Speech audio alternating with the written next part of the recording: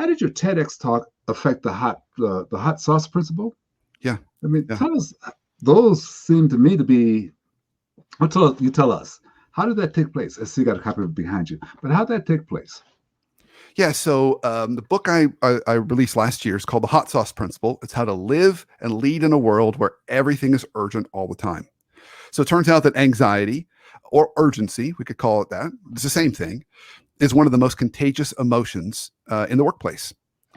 And what most folks do, what most leaders do, is they're taught, rightfully so in some cases, that you got to drive urgency. Right, Glenn. We need to drive urgency around here, and urgency is like hot sauce. I mean, it's and I love hot sauce. I'm holding a Yep. little bottle of Yep. Tabasco right now as I'm Yeah. talking to you, Yeah. and I do love it.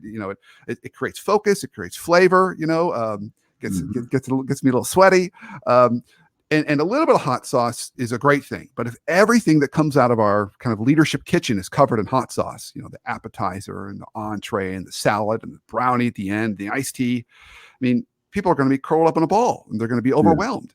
Right. And so I wrote the book because I wanted people to understand it's a powerful emotion, urgency. And sometimes we need to use it when we're trying to drive change.